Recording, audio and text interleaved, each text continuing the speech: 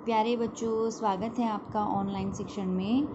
बच्चों, आज हम आपकी पाठ्य पुस्तक आमोदिनी भाग प्रथम कक्षा 6 के लिए फिर से इसके आज द्वितीय जो पाठ है उसका हम अध्ययन करेंगे। तो बच्चों, आपका द्वितीय पाठ है मेधावी बालकः। मेधावी बालकः का अर्थ होता है बच्चों कि एक प्रतिभावान बच्चा। ठीक है। अब वो मेधावी प्रतिभावान कैसे है, यही हम इस पूरे इस पाठ में पढ़ेंगे। तो देखिए, चित्र भी बना हुआ है विद्यालय का और बच्चों की प्रार्थना सभा लगी हुई है। बच्चे कुछ आ रहे हैं और घंटी बज रही है विद्यालय में।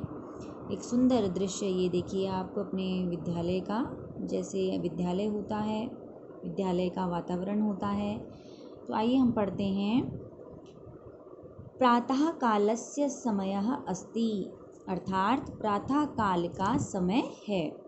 कालस्य, अस्य जुड़ जाने से बच्चों मैंने आपको बताया कि कौन सा कारक चिन्ह हो जाता है, का, के, की। इनमें से जो हमारे वाक्य में सही बैठता है उस कारक चिन्ह को हम इसमें लगाते हैं। ग्रामस्य पाठशालायां प्रार्थनायाः घंटिका टन टन टन इति वदति, अर्थात गांव की पाठशाला में प्रार्थना की घंटी टन टन टन इति मतलब ऐसा, वदति मतलब बोलती है यानी बजती है।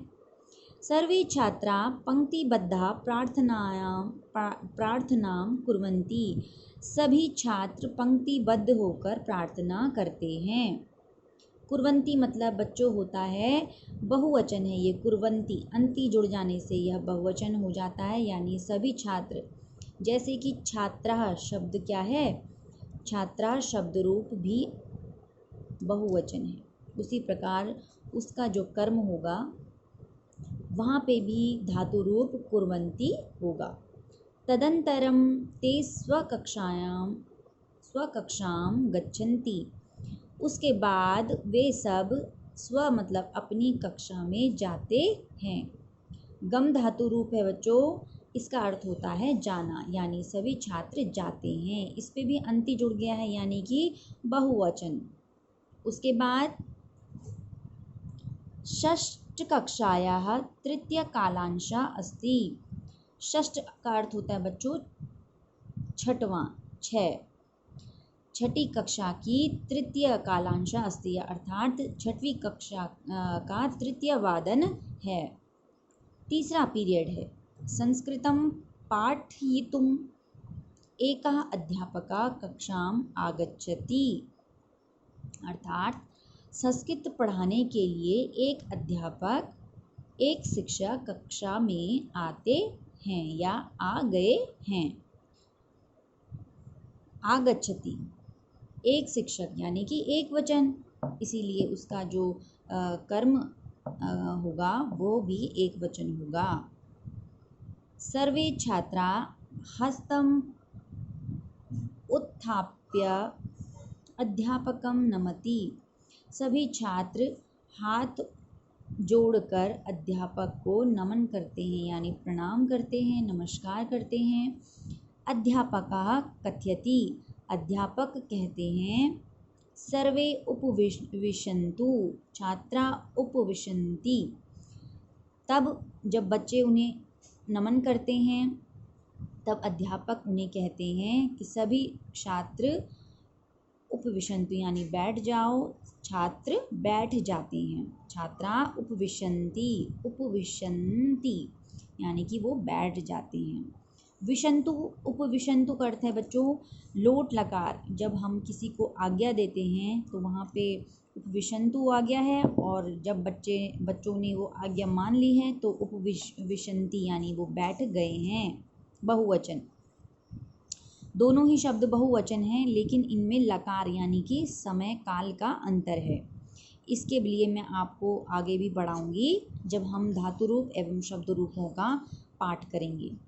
अध्यापकः उत्तराखण्डः नामकं पाठं पाठयति, अध्यापक उत्तराखंड नामक पाठ को पढ़ाते हैं। ठीक है बच्चों। वो क्या कर रहे हैं, संस्कृत के जो अध्यापक हैं वो कक्षा में आकर उत्तराखंड नामक एक पाठ है उनके पुस्तक में, क्योंकि संस्कृत की छठवां पीरियड चल रहा है तो उसमें शिक्षक आते हैं और बच्चों को पढ़ाते हैं उत्तराखंड नामक पाठ। पाठम पाठयित्वा च अध्यापका छात्रान् पृच्छति, अर्थात पाठ को पाठयित्वा मतलब पढ़ाते हुए या पढ़ा करके अध्यापक छात्र को पूछते हैं, भो बालका, अरे बच्चों, उत्तराखंडे कति जनपदानि संति, यानी कि बच्चों उत्तराखंड में कति मतलब कितने, जनपदानि मतलब जनपद हैं, संति बहुवचन है बच्चों। ये उत्तरम जानन्ति ते हस्तम उत्थापयन्तु, अध्यापक ने कहा इसका उत्तर यदि कोई जानता है तो वो अपना हस्तम यानी हाथ को, उत्थापयन्तु मतलब अपना हाथ उठाओ। पुनः लोट लकार आया है क्योंकि अध्यापक ने आज्ञा दी है। यह बालका एक पदेन उत्तरम वदति, सभी बालक यह बालका एक पदेन उत्तरम वदति, अध्यापक कह रहे हैं कि जो बालक एक पद में इसका उत्तर वदति मतलब बोलेगा, तस्मै अहम पुरस्कारम दास्यामि, तस्मै मतलब उसको, अहम मतलब मैं, पुरस्कार दास्यामि पुरस्कार दूंगा। एतत् श्रुत्वा, एतत् मतलब ऐसा, श्रुत्वा मतलब सुनकर, मेधावी छात्रः जो प्रतिभावान छात्र था, सुरेंद्र, सुरेंद्र उसका नाम था, अवदत् उसने कहा, अब उसने क्या कहा, ऊटी देह च न अपि पौरु उवाच, ठीक है, उसने क्या कहा, एक पद में उसने सारे जनपदों के नाम बताए, क्योंकि अध्यापक ने कहा था कि एक पद में उसका क्या करना है, आपको उत्तर देना है, जो बच्चा दे देगा मैं उसे पुरस्कार दूंगा। तो जो प्रतिभावान छात्र था, जो बच्चा अच्छी पढ़ाई लिखाई में था, उसने कहा ऊटी देह च न अपि पौरु उवाच, तदा करण्या मतलब तब ऐसा सुनकर, करण्या मतलब सुनकर, अध्यापक वदति, अध्यापक ने कहा, अस्य पदस्य कोऽपि अर्थः नास्ति, कि इस पद का कोई अर्थ नहीं है, नास्ति मतलब नहीं है।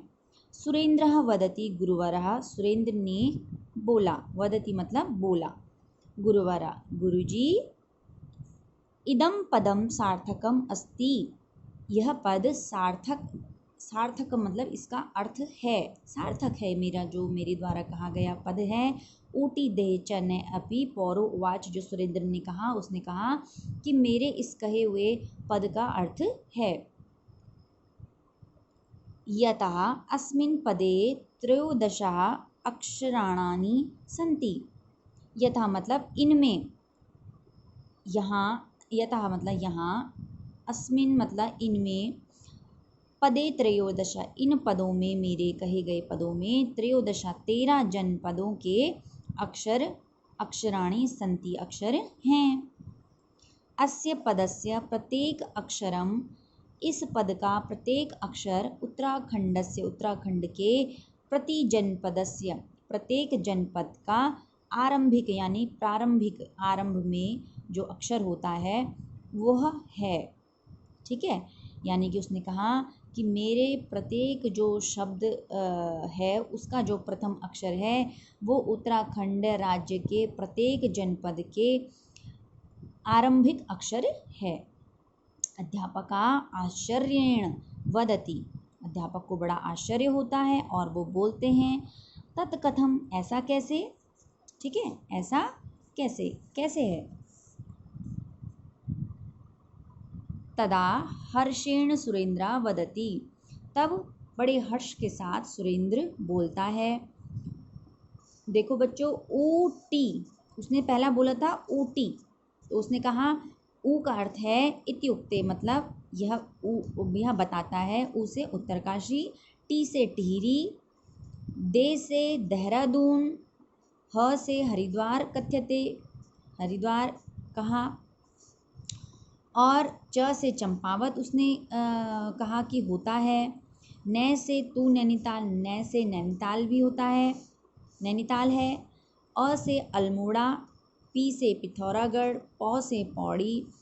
जैसे ऊटी, देह, च, न, अपी, पौ, रू, रुद्रप्रयाग, उ, उधम सिंह नगर, वा, बागेश्वर, च से चमोली। तो ये पूरे 13 जनपदों के नाम उसने एक पद में यानी ऊटी, देह, च, न, अपी, पौरु, उवा, च, ठीक है, इसमें उसने बड़ा बुद्धिमानी से उसने कह दिया। इदम पदम श्रुत्वा, इन पदों को सुनकर, छात्रः यानी सभी छात्र, सोत्साहेन करतल ध्वनिं कुर्वन्ति, सभी छात्र इसे सुनकर बड़े उत्साह से उन्होंने करतल ध्वनि मतलब तालियां वो बजाने लगते हैं, तालियां उन्होंने बजाई। सुरेंद्रस्य मेधाविता ताम दृष्ट्वा, सुरेंद्र की मेधाविता यानी प्रतिभा को देखकर, अध्यापक भी, अपि मतलब भी, तस्य उसकी बहुत प्रशंसाम करोति, बहुत प्रशंसा उसकी की, पुरस्कार भी दिया, और उसको पुरस्कार भी उन्होंने दिया। तो बच्चों, आशा करती हूँ आपको ये व्याख्या समझ में आई होगी। नहीं आई है तो इसके लिए आप मुझे पूछ सकते हैं, इसे मैं लिख कर भी आप लोगों को भेजूंगी। धन्यवाद। आप लोग स्वस्थ रहें,